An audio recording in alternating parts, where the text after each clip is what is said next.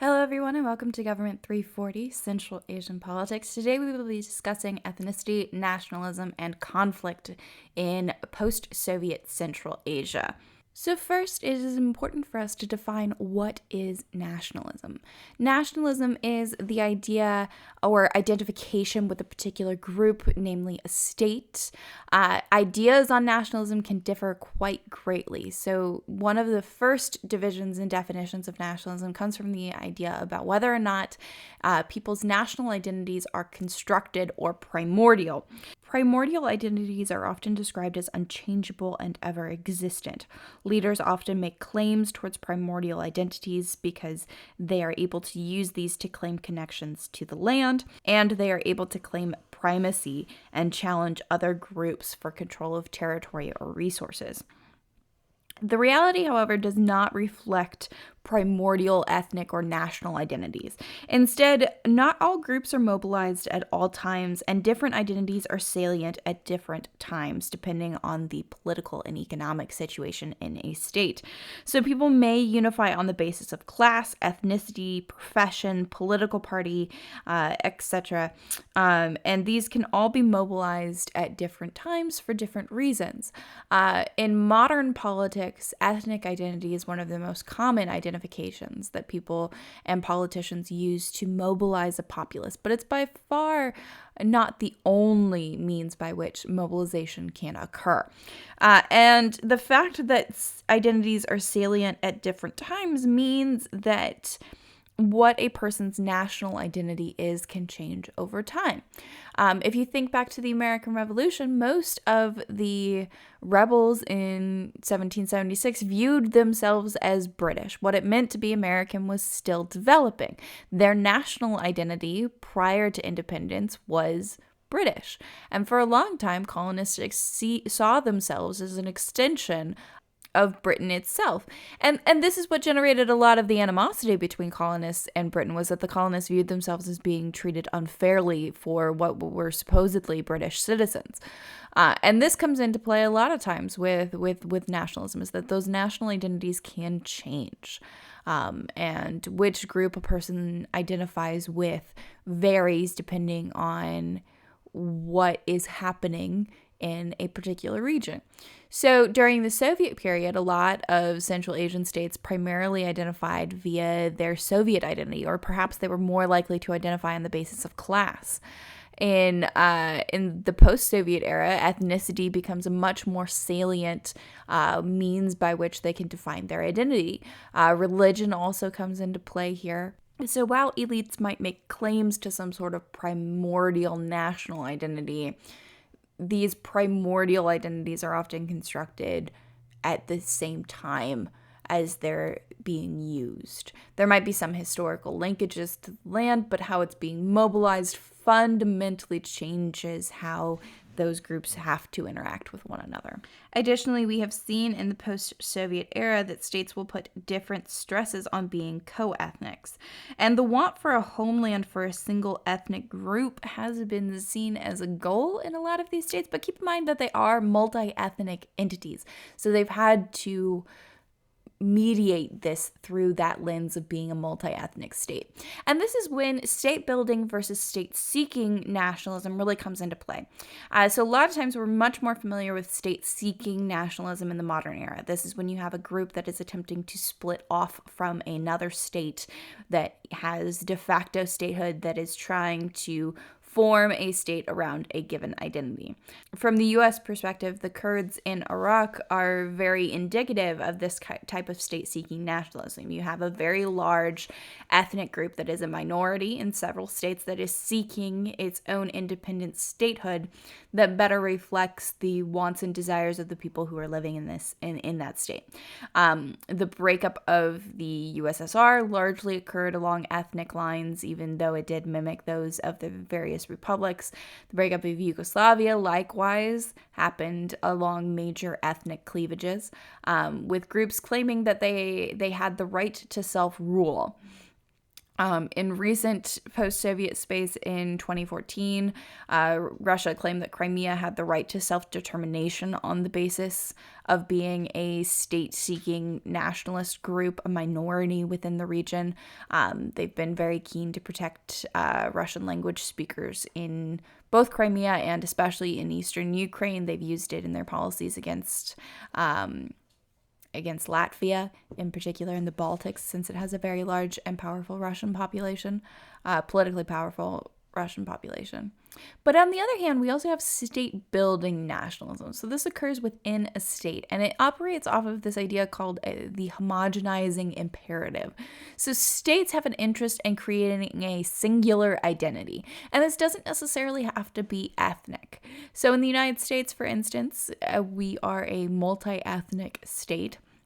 And while there are deep ethnic and racial divisions that we can see very clearly right now, what it means to be American is not an ethnic identity. It is much more in the realm of a civic national identity, but it still follows this kind of homogenizing imperative. So you're trying to unify the population under a single banner, whether that is an ethnic, civic, religious, political identity. Earliest forms of state-building nationalism took the form of industrialization and kind of the urbanization of rural areas. So the codification of a single language, the introduction of mass education programs, and the like served to build a state bureaucracy that stretches over the entirety of the state. And this is what we see much more of in post-Soviet space. So a lot of Central Asian states are attempting to build their own new states and to legitimize their existence in the post-Soviet era. And as a result, you see the state apparatus trying to build a new national identity that's able to reflect its population. And they've had some success in doing this, but it is a challenge that is particularly fraught because of this distinction between civic and ethnic nationalism. So ethnic nationalism is a much more restrictive definition of nationalism. So it's defined as a mono-ethnic state.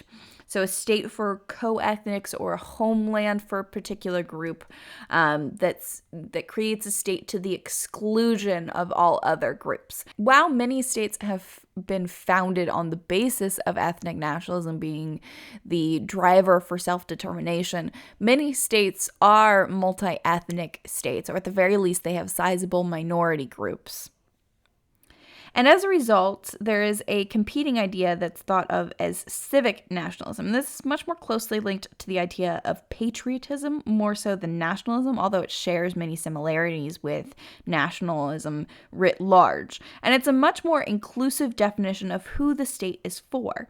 And it can function in multi-ethnic states because it primarily stresses the importance of state institutions over ethnic, linguistic, or cultural belonging. So taken together, there are a variety of nationalisms that serve to both create states and to divide them. How nationalism is used and operationalized in different states, how restrictive it is, varies in Central Asia. And the type of nationalism that is promoted either by political parties or by the state writ large has an impact in both the domestic politics within a state and its international relations. We also see ethnic identity competing with religious identity. So religious identity is based off of doctrinal affiliation, so whatever religion you follow. And there may be some overlap between religion and ethnicity. In Yugoslavia, for instance, the Serbian population was primarily Eastern Orthodox, while the Croatian population was predominantly Catholic. So you see the religious and ethnic identities overlap in that case. And it can be used, much like nationalism, to mobilize groups, but the state often fears that it will be more difficult to control religion than ethnicity. And this is due to the transnational nature of religion and the fact that authority figures in a religion typically stem from outside of the state. So it's not something that the state apparatus can control, so it's risky to use for mobilization purposes. Islam in Central Asia typifies this type of relationship. So the state has tried to keep religion separate from the state apparatus, and this has largely been supported by the population, and that Islam survived the Soviet period because it was a pervasive and diffuse institution. And this means that while it is very present in Central Asian culture, it is difficult to mobilize along Islamic lines. So the Soviet period really, while it didn't eradicate Islam, really succeeded in depoliticizing Islam in Central Asia in a lot of cases. This doesn't mean that there aren't Islamic groups that are active or that radical Islam is completely absent from the region, but it is not the primary means by which individuals identify themselves or identify the state. Additionally, the radicalization of Islam in neighboring regions has caused the state to be very reluctant to use Islam to mobilize or to organize the population. So there's a lot of reluctance of the state to start using religion as a means of organizing, despite the fact that the majority of the population in Central Asia is Islamic. In Central Asia, we also see ethnicity competing with clan networks. So studies of Central Asia have often ignored clans, and our readings for this week very much critiqued the fact that the literature has done so. And they're often ignored because they seem to be a pre-modern means of social organization, but we still see them in effect in semi-modern or even modern societies. And they're a very important aspect of local organization and collective action in Central Asia. And they're used as a more reliable social network to provide welfare and security. So there is much more trust in the clan networks than there is in the state. So the clan network provides goods and services to the members of its kinship organization that replaces what the state would be doing. And clans are multi-ethnic and interreligious entities. So it's overwritten a lot of divisions that may stem from ethnicity in Central Asia because this is the primary means of social organization. Now, we see this quite often when the state lacks the ability to provide security, that individuals will turn to other organizations to provide that security or even litigation. So clan networks often mediate between individuals and exact justice. The court system is primarily done via clan networks rather than the state. And this is seen in other places as well. So in Somalia, for instance, we have a slightly different situation, but the state apparatus has largely failed. But clans are not the primary means of social organization. Instead, you see people organizing to support Islamist organizations because they are more reliable and can institute a consistent law over a larger swath of territory than either the state or local warlords. So the transaction costs are much lower. It costs less to deal with other people if you're using those Islamist networks in Somalia. And likewise, you have lower transaction costs when you're dealing with a clan network if you're a member of that clan in Central Asia. Now, interestingly enough, this limits the ability of the state to act or mobilize its population.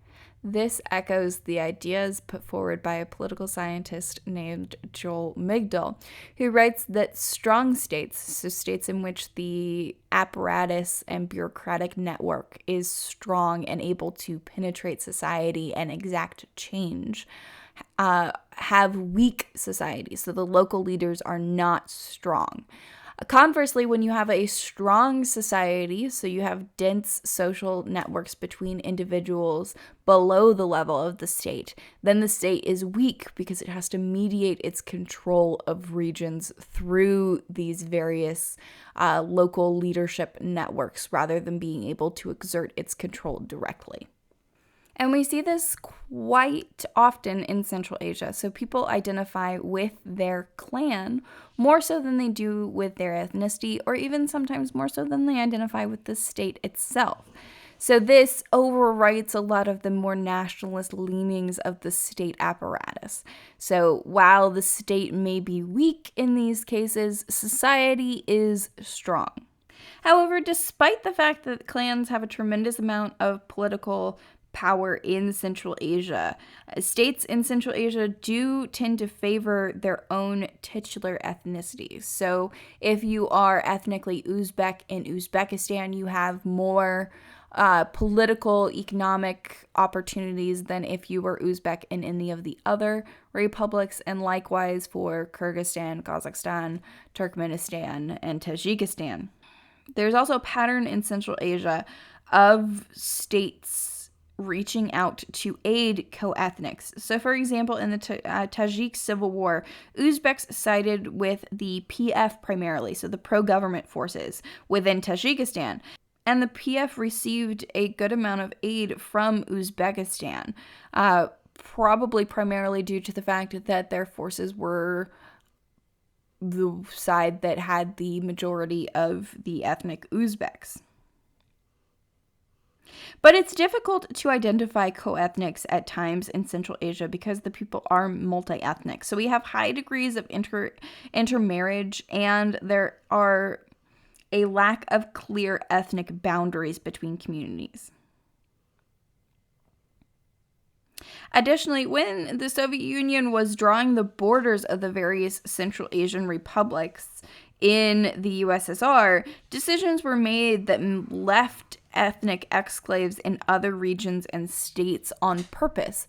So leaving these regions in those other states was a means of political control.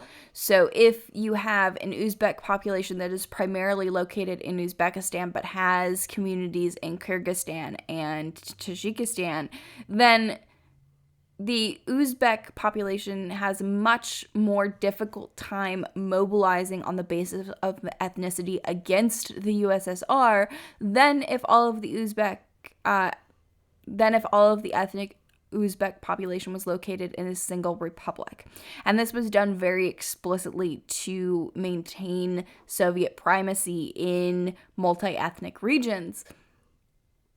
But we see this having a very detrimental impact on modern politics because now those borders are much more solid than they were during the Soviet period, and you have ethnic communities that are in the places where they have historically lived but are excluded from what is seen to now be their modern ethnic homeland. And this has triggered a lot of resentment that is in part mediated through clan networks. So it's been diffuse more so than predicted, but it has escalated some of the conflicts that we have seen in post-Soviet space. So this map shows the major ethnic communities located in the Central Asian republics. The column to the right shows the ethnic distribution in Kazakhstan, Kyrgyzstan, Tajikistan, Turkmenistan, and Uzbekistan, going down that column. And looking at the pie charts on that side, we can see that the Kazakh population is the only one that doesn't have the majority in the ethnic state that bears their name. So they have a plurality, so they are the biggest ethnic group, but they are not the majority, so they make up less than 50% of Kazakhstan. And this is because there is a tremendously large ethnic Russian population in Kazakhstan. So 37% of their population, according to this map, is ethnic Russian. And you can see that they're primarily concentrated along the northern border of Kazakhstan. Additionally, ethnic Russians make up the second largest ethnic group in each of these states, except for Tajikistan. So despite the fact that the Soviet period has ended, we do see a large ethnic Russian population still within Central Asia. Turkmenistan and Uzbekistan have their titular ethnic identity make up the most of their state, with their respective Turkmen and Uzbek populations making up over 70% of their total population. Additionally, ethnic Uzbeks make up the second and third largest ethnic group in Tajikistan and Kyrgyzstan, respectively. But we can see that from this map that large areas are still underpopulated. In the Central Asian republics, we have different levels of ethnic divisions, and these states have pursued different policies with regards to their ethnic minorities. So policies pursued in Kazakhstan are going to differ from those pursued in Turkmenistan. This second map is similar to our first, although it provides a clearer picture of the Russian population in Kazakhstan. So you can see how it's very much concentrated in the northern third of Kazakhstan. It also shows the trans-border nature of the Uzbek population. So you can see how it's primarily concentrated in Uzbekistan, but it's also present in Tajikistan and Kyrgyzstan. And we often see this in former Soviet states. So we see minorities in border areas because the borders of these countries were drawn through ethnic communities. And even in Turkmenistan, which has its ethnic group make up the largest percentage of its population and has very few other ethnicities located within its state, at least according to this map, we see that there is a transborder Turkmen community within Uzbekistan. And additionally, there are Russian populations scattered throughout the region, and we can see this very clearly on this map marked in pink. The Russian population is one that's left over from the Russian colonial period and the Soviet period, but it's very much still a key facet of Russian foreign policy in its near abroad and its sphere of influence is the fact that there are ethnic Russians scattered throughout post-Soviet space, and it definitely uses these populations to forward its own political goals. So the maps provide a snapshot of the political and ethnic demographics within Central Asia. But it's important to remember that these are static photos whenever you're looking at a map. And looking back, you have to keep in mind that the ethnic distribution within Central Asia is very much the product of demographic engineering. So the Russian population in Kazakhstan is one that was purposely moved there. It was a known facet of Russian foreign policy within its empire to move ethnic Russian populations into newly conquered areas in order to subdue them.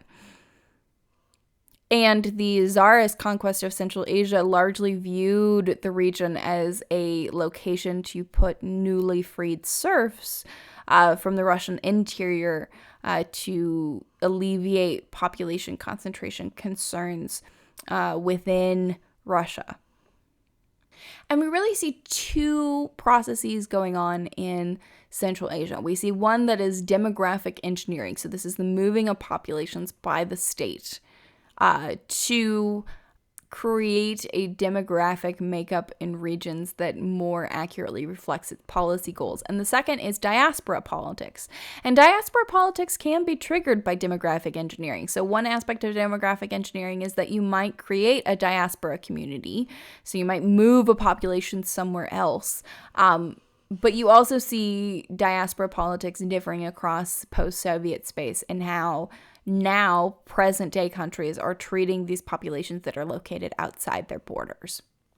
But both involve the movement of different ethnic populations and policies towards co-ethnics.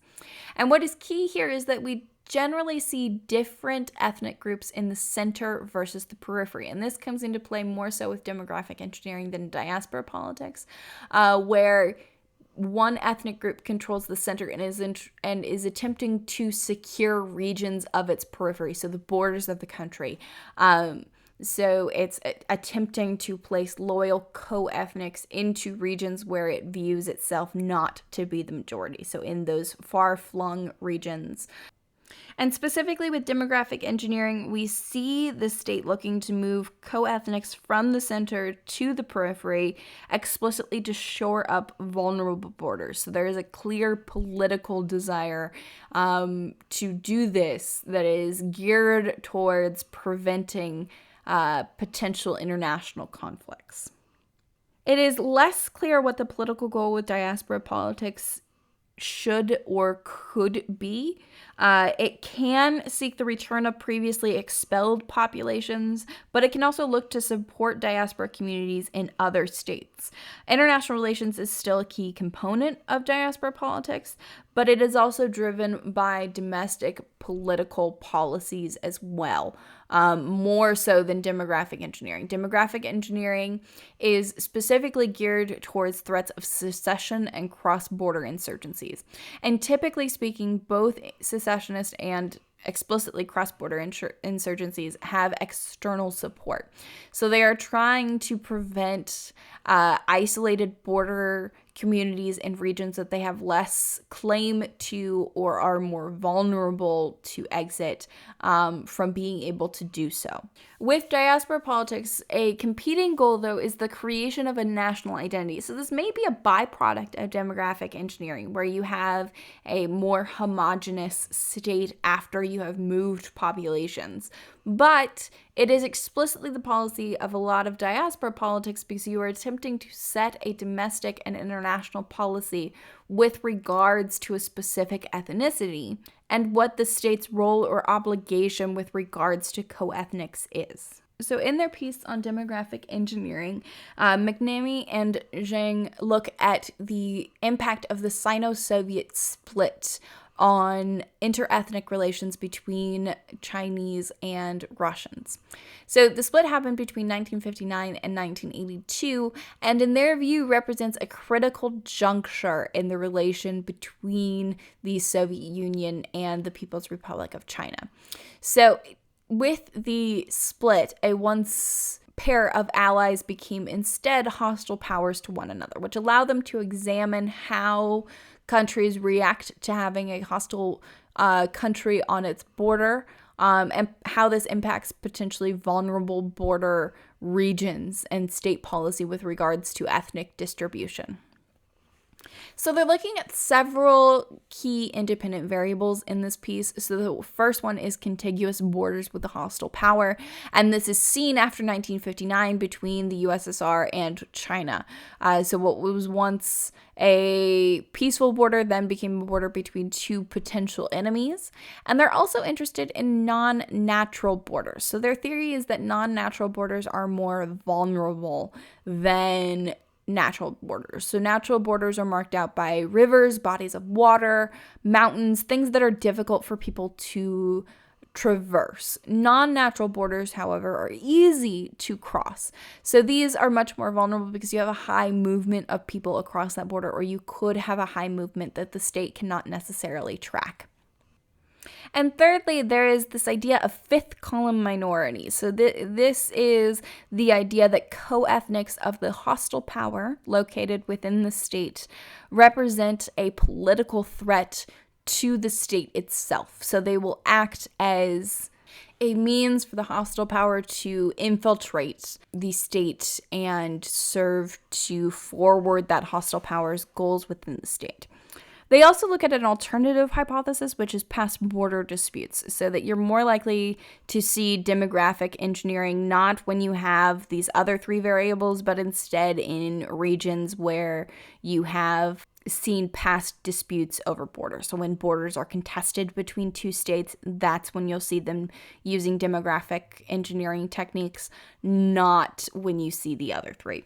Now, this fourth hypothesis, past border disputes, they do not corroborate with their statistical analysis. Instead, they find evidence that there is a disproportionate influence for the other three. So you see an outmigration of ethnic Russians from the northern border regions of China, and a disproportionately high increase of ethnic Chinese, so ethnic Han Chinese, into the region during this Sino-Soviet split that stops when the split ends. So in 1982, you see this policy of demographic engineering coming to a close. So it's very much in relation to the Soviet period. So you see it spike and then it drops off again after the USSR stops being a hostile power.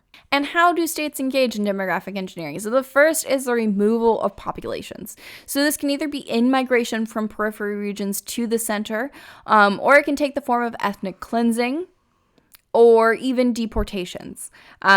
And while the authors focus primarily on the Chinese side of things, since they had better data on that, they do indicate that you saw similar demographic engineering techniques along the Russian side of the border. But you also see the USSR engaging in demographic engineering, particularly through deportation practices across the Soviet Union. So Polish populations, Ukrainians, Chechens, English were all deported during World War II because they were perceived to be kind of fifth column groups for Axis powers in World War II.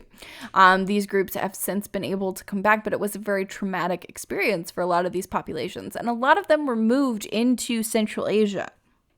And even within Central Asia, we can see the impacts of demographic engineering, particularly with regards to the Russian population still in Central Asia. So that large Russian population in Kazakhstan is a result of demographic engineering practices of moving in loyal co-ethnics to Moscow and St. Petersburg into Kazakhstan in order to make sure that policies were more aligned with what the center desired.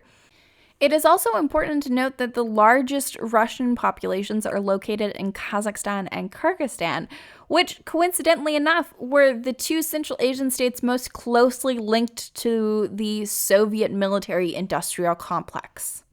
So there are very clear goals in moving people to accomplished political goals in this case. While demographic engineering had its largest impact on Central Asia during the Soviet period, in the post-Soviet era, we have seen diaspora politics dominate discussions on ethnic communities and the movement of ethnic populations. And we see different groups pursuing a variety of policies based off of their own domestic political needs. So on one hand, you have the Russian Federation's concern for ethnic Russian populations. And in this case, Russia has advocated for the return of diaspora communities, but has also used the presence of ethnic Russians to justify its continued interference in Eurasia. So Russians in Crimea and eastern Ukraine are used as reasons to justify Russian military involvement in those cases. You see it using its Russian population in Central Asia as a means to subtly interfere on the basis of humanitarian concern. So it provides a guise for continued Russian influence over these states. So it doesn't provide Russian control, and its interference is incredibly risky. So its interference in eastern Ukraine did carry a lot of political ramifications because those humanitarian concerns were not convincing. However, in some cases, those humanitarian concerns have allowed Russia to continue to have an outsized influence over states that are no longer part of its empire. Still, it's difficult to identify where exactly the Russian diasporas are. So sometimes the Russian populations are concentrated, but this is not always the case. And there are also high degrees of intermarriage between ethnic Russians and the local populations. So there's not always a population that can return to the Russian Federation, and not always a population that is explicitly interested in Russian interference.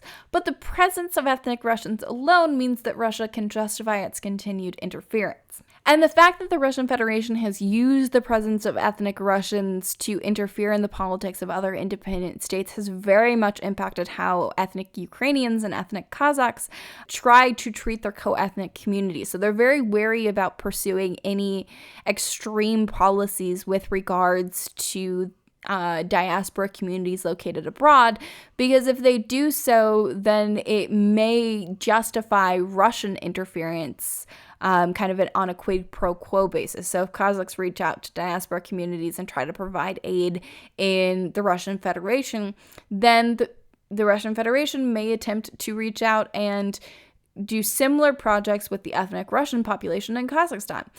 But the Russian Federation has much deeper pockets and much greater military power. So its ability to operationalize these kind of diaspora communities for its own political goals is much greater than what Kazakhstan or Ukraine could hope to achieve. More so than the Russian Federation, Ukraine was more concerned with trying to define what it meant to be Ukrainian. So they're often described by Russians as Little Russia. So they were trying to define who they were outside of the Russian Federation. And in doing so, they tried to take advantage of their very powerful diaspora communities. So there are several Russian diaspora communities located in the West, particularly in the United States and Canada, that were very politically influential during the Soviet period for trying to advocate for Ukrainian independence. But the power of these diaspora communities and their degree of consolidation also led to hesitancy within Ukraine of reaching out to them because of their external resources that they had. Meant that the leaders of these diaspora communities threatened local political and economic elites. Additionally, their attempts to turn towards their eastern diaspora community, so their community that instead of having a diaspora to the West, to Europe, to the United States, had instead moved into Russia and other areas of the Soviet Union, was much more difficult because these communities were more amorphous. So how do you get a multi-ethnic so-called diaspora community to return? And this is a frequent problem that we see in post-Soviet states, is that so-called diaspora communities are often multi-ethnic communities. So we see this continuing problem of individuals who identify as a particular ethnic identity, who live in communities that are predominantly multi-ethnic, who have had histories in their family of high degrees of inter-ethnic marriage, who do not view their home state as a home state that they wish to return to, or even as their home state. They might view the area that they're from to be the one that they're presently living in rather than some so-called ethnic homeland. Additionally, Ukraine has faced a lot of difficulties in potentially pursuing a mono-ethnic basis for its country because of their large Russian population. So keep in mind that the article that we read for class today by King and Melvin on diaspora politics was written in 2000. So it's not taking into account what occurred in 2014. But the Russian interference on behalf of Eastern Ukraine was triggered by the provisional government in Ukraine threatening to get rid of rights to minority languages in Ukraine. And this threatened the predominantly Russian-speaking east region of the country. So the Donbass is primarily ethnically Russian, and they predominantly speak Russian, even if they don't identify ethnically as Russian. And this language law threatened the essentially status quo between the ethnic Ukrainians concentrated in the western portion of the country and the ethnic Russians concentrated in the east. The ethnic Ukrainians concentrated in the western portion of the country and the ethnic Russians concentrated in the east. So instead, Ukraine primarily focused on trying to build a civic nationalism, one that they have had varying levels of success with over the years, and one that has been particularly troubled by the civil war that's been ongoing in the country since 2014. Kazakhstan has largely been in a similar situation to Ukraine, where its primary worry was pursuing any policies that would justify Russian interference.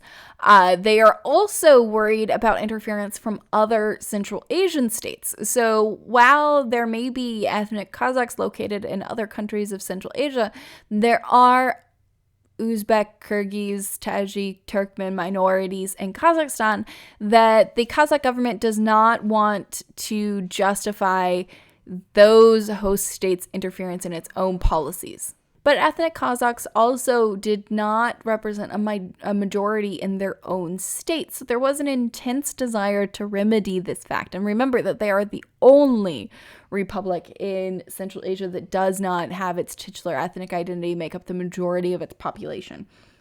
And so it focused on repatriation. So this is the return of diaspora communities from abroad. So they offered dual citizenship, something that Russia did, but Ukraine did not. But they focused on farther flung regions. So they focused on Kazakh populations in Turkey and in China rather than the ones that were within Central Asia or Russia. And this is interesting because the communities located in Russia and other Central Asian states were much more concentrated and able to mobilize to move back, whereas the populations in Turkey and China may not have been. But it was less risky to pursue these farther flung communities, even if the return rate was much lower. Even with repatriation, though, a fifth of the ethnic Kazakhs that had returned after 1991 had left again by 1995 due to the ineptitude of the Kazakh government and its inability to provide for returning populations, either in security, in jobs, in social security, welfare, and the like. We have seen their focus on repatriation efforts and outreach to diaspora communities drop off too, even nearing towards 2000, because of outmigration of ethnic Russians. So the ethnic Russian population has been dropping, and there has been a much higher birth rate among ethnic Kazakh populations. So the demographic distribution within Kazakhstan has been shifting more in ethnic Kazakhs' favor without them having to resort to expensive repatriation efforts. And what we should remember from all three of these cases is that the decisions with regards to diaspora communities are driven by internal political concerns, and that the return of diaspora communities is only pursued if it's in the state's interest to do so. So looking at the Kazakh situation in particular, the state was the beneficiary of those returning populations for the most part, not their benefactor. King and Melvin argue in the article as well that policies towards diaspora communities are not indicative of future aggression, but this is largely a function of capacity. So we see policies of ethnic Ukrainians, so we see policies towards Ukrainian co-ethnics or Kazakh co-ethnics probably not carrying an element of state aggression, but we definitely do see the Russian Federation viewing the presence of ethnic Russians as a security concern and a justification for intervention. So they bring up this idea of irredentism, which is the reconquest of territory that one believes that they have wrongly lost. And especially, and I'm going to keep reiterating this, especially since 2014, we have seen the Russian Federation increasingly willing to use those types of policies of territory that has been lost, that is justifiably Russian, to interfere in the policies of other states. And you often see them targeting regions with policies like this to undercut their potential connection with the West. So Ukraine was in the process of making deals to join the EU on a provisional basis, and those were halted by the Russian interference. Georgia was likewise making similar efforts to join the EU and NATO when the Russo-Georgian War broke out in 2008. So we see a history of Russian interference and a willingness to back up that interference with military might. And this has made other countries much more reluctant to engage in anything that might serve as a further justification. And we'll see this more with religion. We'll see this with different diaspora communities. We'll see it when we talk about economics and the potential for the Eurasian Economic Union. A lot of states in the Soviet Union's former sphere are very wary of Russian interference and guide their policies on the basis of. An additional problem with identifying diaspora communities is the fact that a lot of regions of Central Asia and the larger former Soviet Union have multi-ethnic identities. And as a result, we see other identities come to the fore as a means of political organization. And one of these is clan politics. So clans are informal identity networks that are based off of kinship ties. So these can either be actual blood ties or perceived blood ties between individuals. So once again, informal networks. So these are not formalized by the state. And they tend to be interethnic and interreligious entities. They have dense social ties, both horizontal ties, so between individuals and a community, and vertical ties between individuals and elites. So these groups are able to oftentimes secure resources and distribute those resources throughout their community. we see the terms for clan identities still being very prominent in the language. And Collins identifies this in her piece, where people have different words with regards to how they refer to clan. So Avlod and Urag are two Turkic words for the clan identity, and we do see those popping up. We also see the Russian word rod, which is used to mean birth or kind. So in Russian, raditel is your parent. So raditeli are your parents, and raditsa means to be born. So this word rod carries a lot of the implications of these being familial ties. We also see the word clan, which is clan in English, so it's a westernized word. You see some hesitancy, particularly in Uzbekistan, with using the word clan because it carries implications of being in the mafia, but you don't see similar hesitation with regards to words like ovlod or rod. So those ones don't carry the same criminalized implications that clan sometimes does in Central Asia. And clans are a means of social organization, a means that drives collective action. So it's a means for people to organize and to moderate their behavior and to lower transaction costs between individuals. So it lessens the costs of dealing with other people. And because of the increased level of trust, both because of the history of clans within the region and also individuals' knowledge and repeated interactions with one another, we see these institutions being the ones people turn to time and time again in Central Asia. And Collins argues that the presence of and power of clan identity serves to diffuse other means by which people can mobilize.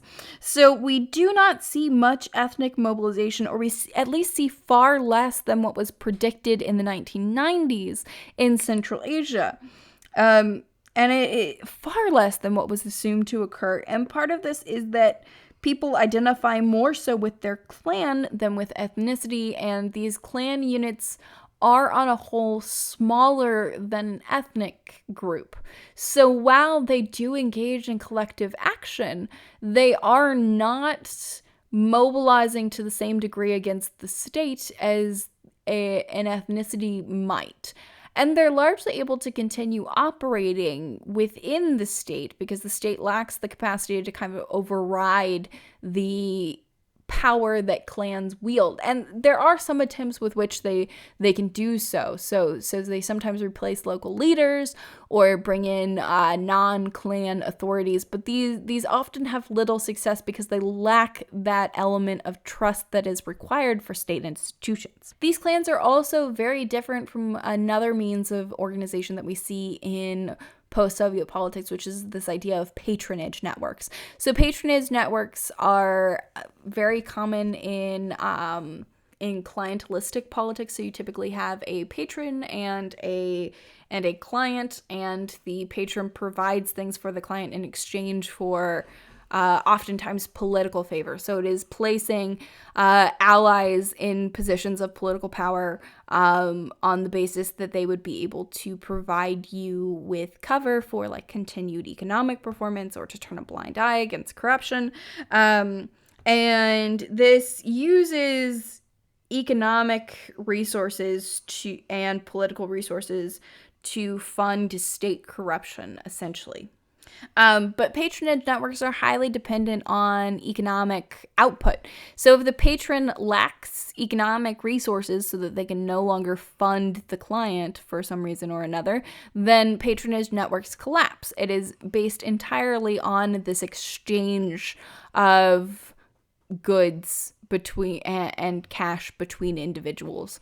Clans, conversely, tend to weather economic downturns. So they aren't based off of the economic capacity of the clan to continue their existence.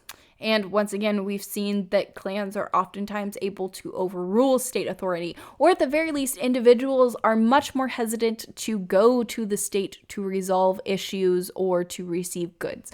So the state has proved itself to be largely incapable of providing these goods, while the clan has had a history of providing them. So whether this be a social security net, welfare, jobs, means of employment, justice, all of these are mediated through the clan network rather than via state authority. In post-Soviet space, we have seen far less ethnic mobilization than what was thought that there would be prior to their independence. And Collins largely places the lack of mobilization onto these clanistic networks. So because people identify with their clan over their ethnic group, they aren't likely to mobilize on the basis of ethnic identity. And while Collins makes this argument, Fumagalli makes a different one, who instead places the reasoning for the lack of ethnic violence in post-Soviet Central Asia on the role of historical memory and framing. So this, instead of focusing on how people identify with one thing over another, places the importance of mobilization on frames. So frames are interpretive schemes, so they form cognitive maps that highlight and simplify reality in order to contextualize it. The importance of framing is that they create a resonating message between elites and individuals. So the frames are created by elites, but they only take effect if they have some sort of basis in reality and resonate with the local population. And we see these frames being used in politics across the globe. So they are a means by which you understand the world. So they provide analogies or stories or reasonings that put individual experiences or events into a larger historical context, that provide justification for a certain course of action. Much like national identities, these frames are constructed by elites.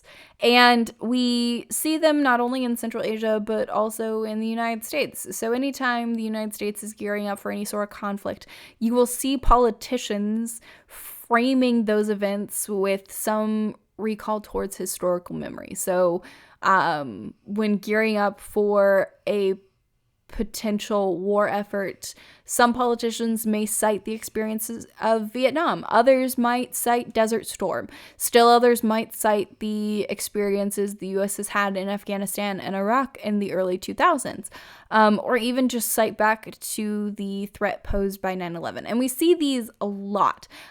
So modern U.S. military policy is very dependent on the lessons that we learned from Afghanistan and Iraq. Those weren't the only lessons we had to learn, but the upper echelons of the military and political actors have chosen certain messages to take from those experiences.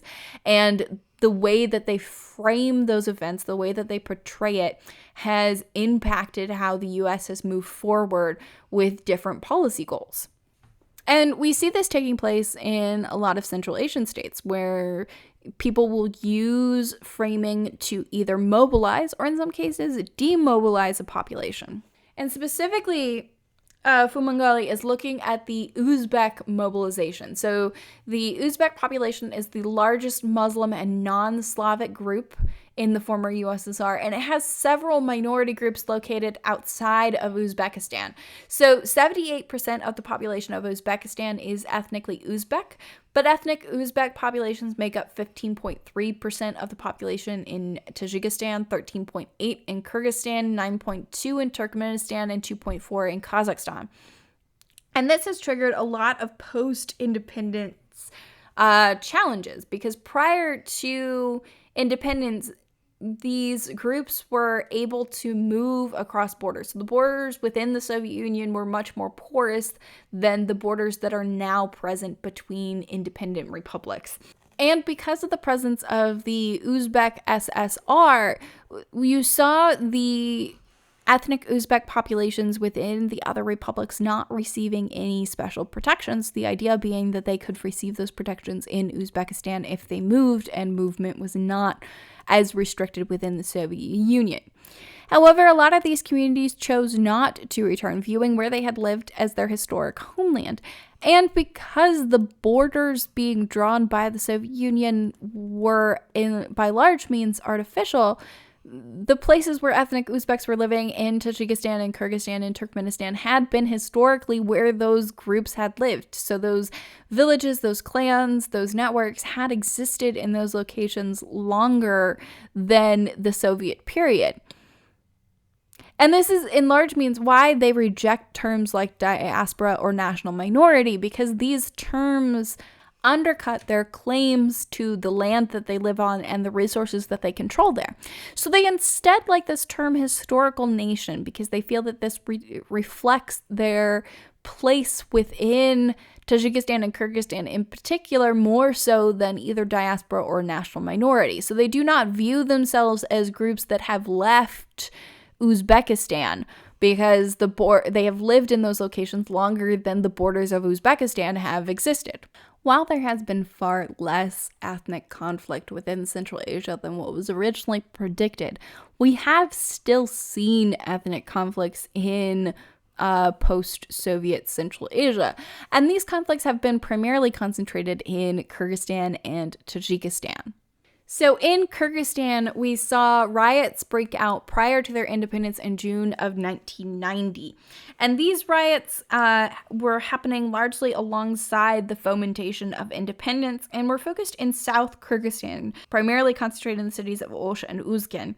And they overlapped with concerns about land distribution and housing. And we'll see this recur again and again, that there's an overlap between ethnic conflicts and socioeconomic ones, where a lot of the conflicts are not solely ethnic ones, but are also related back to issues of political and economic advancements and opportunities, and also very much back to land and resource acquisition. In the 2000 parliamentary election, so sometime after they got their independence, you start seeing mobilization of the Uzbek population politically. And while this wasn't officially an ethnic party, membership in a lot of these groups was overwhelmingly ethnic Uzbek. So some of the political parties that were forming were upwards of 95% ethnically Uzbek. Many did not want to secede or align against the state, but they still had frustration, namely along these socioeconomic lines. And many liked the less complacent stance that these newer political parties were advocating. Sabirov was one of the main spearhead figures behind this. But you see these types of figures become increasingly controversial over time. And while in the 2000s they were geared more so against the government, they have increasingly become conciliatory between 2000 and 2005.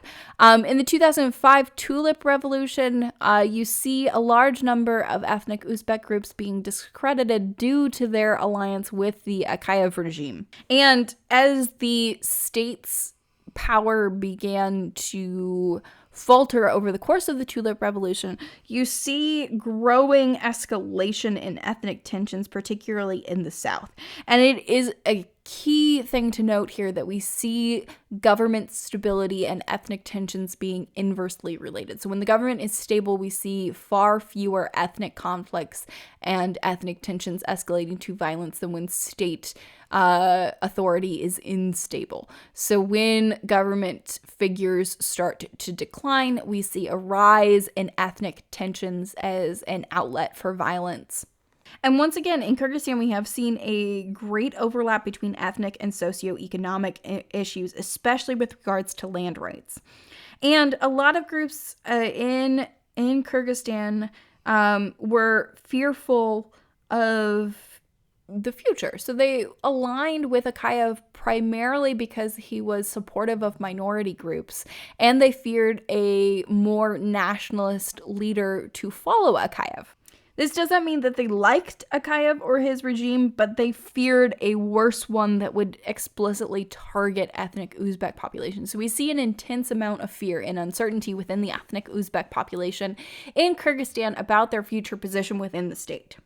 And with regards to government instability, we see government instability leading to a rise in ethnic tensions, despite the fact that you have local elites and clans that are supposedly able to moderate this. So despite the fact that we have other forms of identity that are particularly salient in these regions, you still see people responding on ethnic grounds to fluctuations that are occurring on the national level. In the period immediately following the collapse of the Soviet Union, Tajikistan was one of the most unstable regions within that sphere. So it fell into a civil war between 1992 and 1997, and this war had ethnic and regional tensions. So its borders, once again, much like Kyrgyzstan, were incongruous. So there were large ethnic minority groups within Tajikistan that overlapped with these regional divisions. So in Tajikistan, much like Kyrgyzstan, you see intense north-south divisions. And the ethnic minority populations are primarily concentrated in one region. So in Kyrgyzstan, you see the ethnic Uzbek population primarily concentrated in the south, whereas in Tajikistan, you see the ethnic Uzbek population primarily concentrated in the north. And in Uzbekistan, much like Kyrgyzstan, you saw these ethnic Uzbek groups align themselves with the ruling faction, with the state. And once again, this stemmed from fear that a future leader would be worse. So many choosing the devil they know rather than the devil they don't. The level of uncertainty in the post-Soviet era was definitely driving individuals towards certain choices. Additionally, in Tajikistan, unlike Kyrgyzstan, you had a definite possibility of secession of the northern region known as Leninabad. And this region was seen to be potentially politically and economically independent of the government of Tajikistan. But the state was not keen on letting this region go because it was the economic engine of the country. So the leaders were much more likely to appease PF leaders of Tajikistan, because if Leninabad had tried to leave, it would have been a particularly severe fight for the PF to attempt to maintain the region. Additionally, within the PF, the Uzbek population was given some preferential treatment, in part because they made up such a large minority group within the north, and also because the PF was provided aid by the Uzbek government. And this meant that they knew their position within the PF, where they would not know their position under any other government. So they knew that leaders of the Uzbek community knew that they were less likely to have their current position under any other government. So once again, you see an intense amount of fear and wariness and uncertainty about the future driving alignment with the ruling government among these minority communities. Switching gears a little bit for our last slide and our last little bit of discussion for today, we have seen a variety of different methodological approaches in what we have read for today. So all of our works for today used comparative case studies. So our first piece by McNamee and Zhang looked at the USSR and China. King and Melvin's piece looked at the differences with regards to diaspora politics between Russians, Ukrainians, and Kazakhs. You saw Collins comparing clans in Kyrgyzstan, Uzbekistan, and Tajikistan, and then Fumangali comparing the ethnic violence in Kyrgyzstan and Tajikistan. So they've all attempted to control for region in some way, so a lot of them are looking at post-Soviet space or trying to isolate a certain historical event in order to hold a lot of variables constant to try to find what the causal mechanisms are in these pieces. And they've paired this with different types of analysis. So a lot of our authors for today use surveys and interviews to construct their analysis. And they were very open with the fact that they had some trouble reaching people, particularly because individuals in Central Asia lack consistent phone access, if they have access at all. There were also safety concerns for participants in authoritarian regimes, but our authors were very aware of these restrictions to their analysis, and even if it does limit the external validity of their study, the fact that they are so open with it is very telling and good to see in these types of pieces, that they're willing to set up scope conditions for their analysis or potential flaws. And this means that future scholars can go back and try to remedy this when facts on the ground change, or that we're at least aware of a potential bias that the author doesn't have but is produced by the way that research has to be conducted in order to protect individuals. We also saw statistical analysis in use, particularly in the McNamee and Zhang piece. You see it less so in the other ones, primarily because they're focusing instead on doing qualitative analysis for their case studies, but we do see quantitative approaches for the region as well. Also, keep in mind moving forward that we have two ideas in political science about how to determine the validity of studies. So the first is internal validity, which is the consistency of the study's theory. So have the authors controlled for other possible explanations? And is the study biased? So a lot of the authors, once again, were very explicit with potential things that may bias their research. We saw a lot of authors presenting alternative reasons for why we might see what's happening in Central Asia and how they have gone about trying to discount these other approaches. We see specific alternative hypotheses being present in McNamee and Zhang's piece, but we also see alternative explanations featuring in Collins' piece and also in Fumangali's. And they're also explicitly addressing why we haven't seen something occur in Central Asia. So they're addressing theories that we see in the field of political science and why those theories have failed with regards to Central Asia. A second idea that we have with regards to research is this idea of external validity, which is the degree to which findings can be applied out of what is explicitly studied. So how generalizable are the conclusions reached by the scholars that we've looked at? So do the conclusions that King and Melvin come to on diaspora politics, do those only apply in post-Soviet space, or do they apply to other diaspora communities located across the globe? Does demographic engineering only occur as it does in McNamee and Zhang's study with regards to the Sino-Soviet split, or does it occur elsewhere? And in both cases, the authors would very much argue that yes, the causal mechanisms that they lay out and the arguments that they have very much apply outside of the regions explicitly studied.